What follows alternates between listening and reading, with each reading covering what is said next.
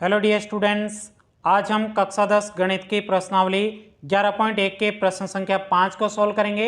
देखिएगा प्रश्न संख्या 5 में कहा जा रहा है एक त्रिभुज ABC बनाइए जिसमें BC बराबर 6 सेंटीमीटर, AB बराबर 5 सेंटीमीटर और कोण B बराबर 60 डिग्री हो। फिर एक त्रिभुज की रचना कीजिए जिसकी भुजाएं त्रिभुज ABC की संगत भुजाओं की 3/4 गुनी हो। देखिएगा साथियों, यह प्रश्न आपके बहुत ही ज़्यादा सरल है, तो आइए सिंपल तरीके से हम इस प्रश्न को सॉल्व करते हैं। यहां पे लिखेंगे हल। अब देखिएगा साथियों, प्रश्न में यहां पे आपको BC बराबर 6 सेंटीमीटर दिया गया है, तो स्केल की सहायता से सबसे पहले यहां पे हम 6 सेंटीमीटर लंबा एक रेखाखंड बनाएंगे। तो आइए सिंपल तरीके से यहां पे 6 सेंटीमीटर लंबा एक रेखाखंड बनाते हैं 5, और ये आपके हो जाएगा यहाँ पे 6 सेंटीमीटर लंबा हमने एक रेखाखंड बना दिया है। अब इसका नामकरण करेंगे। ये आपके B बिंदु है, ये C हो जाएगा और ये है आपके 6 सेंटीमीटर लंबा। अब देखिएगा आगे यहाँ पे आपको AB रेखाखंड 5 सेंटीमीटर दिया गया है, लेकिन हम सीधा 5 सेंटीमीटर लंबा रेखाखंड नहीं बना सकते। इसके लिए आपको प्रश्न में एक और कंडीशन दे रखी है। यहाँ पे देखिएगा जो आपके बीच में B कोण है ये आपको 60 डिग्री बनाना है। तो आइएगा सिंपल तरीके से बिंदु B पर 60 डिग्री का कोण बनाते हैं। इसके लिए आपको प्रकार को लेना है। प्रकार की त्रिज्या को आपको इतना सा आपको खोल देना है। उसके बाद में प्रकार की नोक को आपको B बिंदु पर रखना है और यहाँ से आपको एक चाप खींचना है। तो ये हमने यहाँ से सिंपल तरीके से एक चाप खींच दिया है। अब देखिएगा प्रकार की त्रिज्या को आपको छोटा बड़ा नहीं करना है। वापस से आपको जहाँ पे इस रेखाखंड को चाप ने काटा है वहाँ पे प्रकार की नोक को रखेंगे और यहाँ से एक चाप काट देंगे। तो ये आपके यहाँ पे 60 डिग्री का कोण बन जाएगा। अब यहाँ पे चाप कटा है उसको B बिंदु से सिंपल तरीके से मिलाना है। तो आइए सिंपल तरीके से इसको मिला देते हैं। तो यहाँ पे इस प्रकार से हमने मिला दिया है। तो ये आपके यहाँ पे 60 डिग्री का कोण बन गया है। आई बात आपको समझ में? सिंपल तरीके से आपको प्रकार की सहायता से ही 60 डिग्री का कोण बनाना है।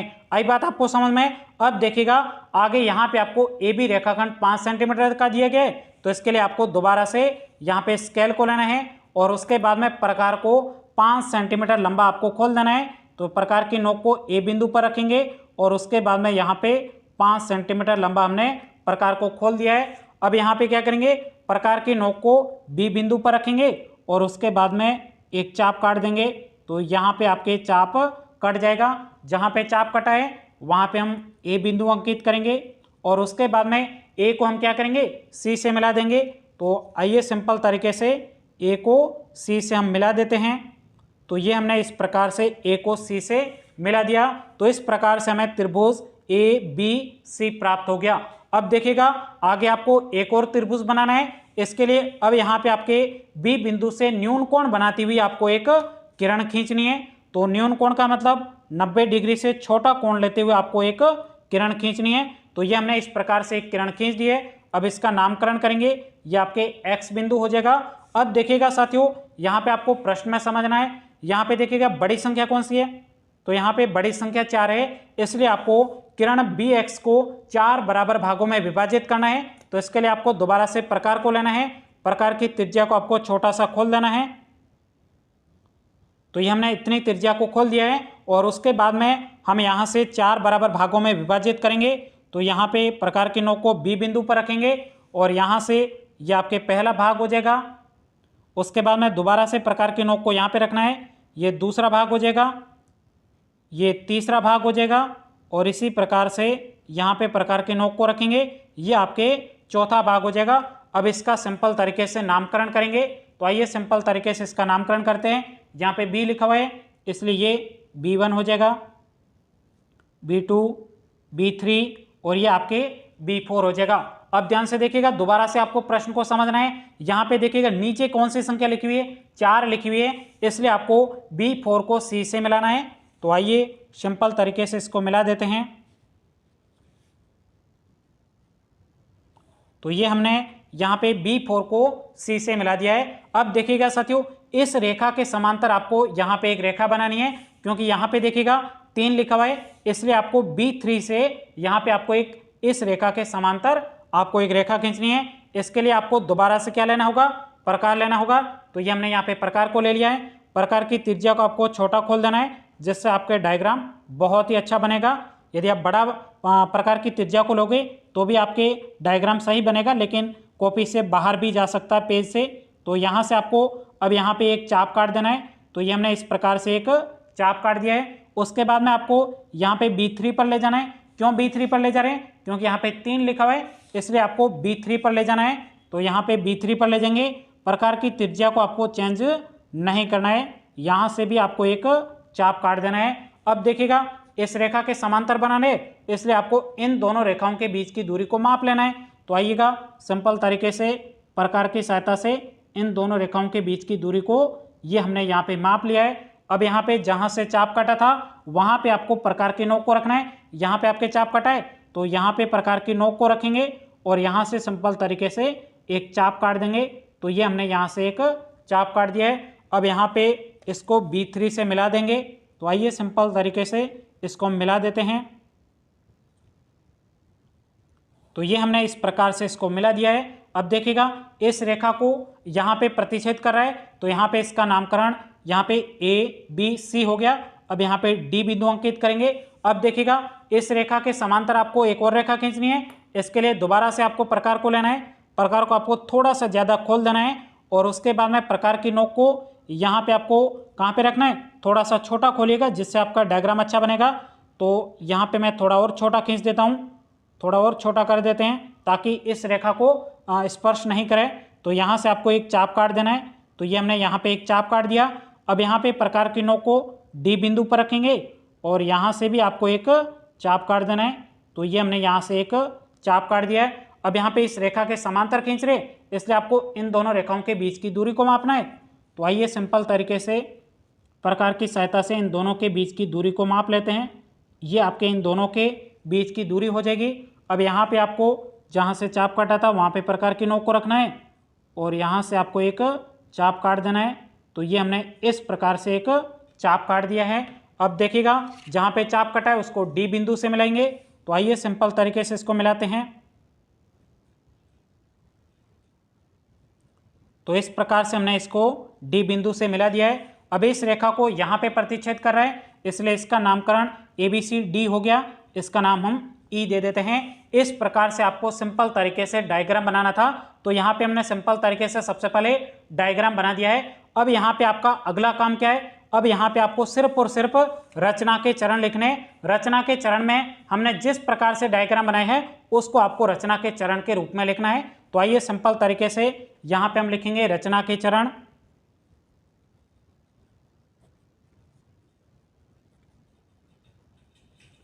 अब देखिएगा सबसे पहले हमने क्या किया था, यहाँ पे BC रेखाखंड को 6 सेंटीमीटर खींचा था।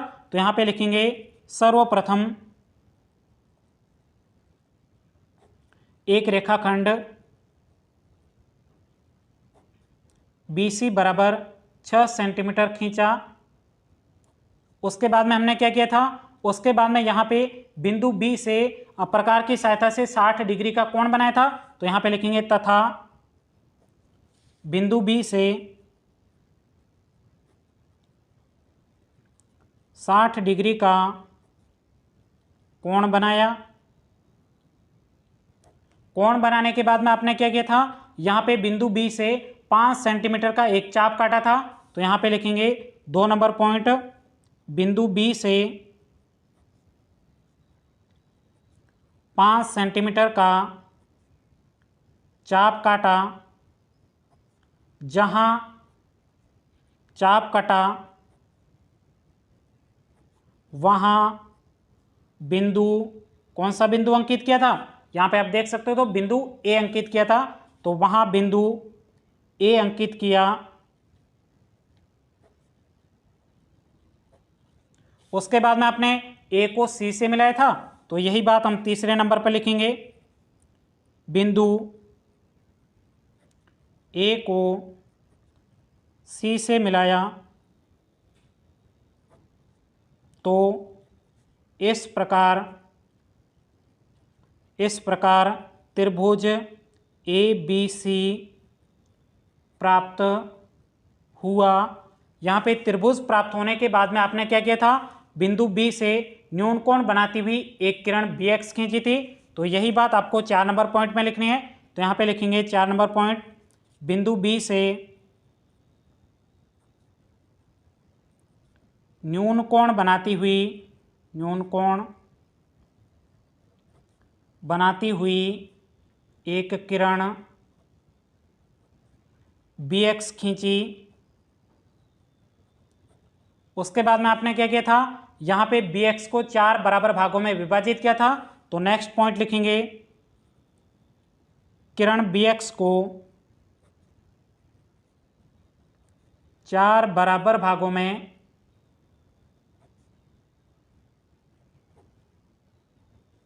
विभाजित किया,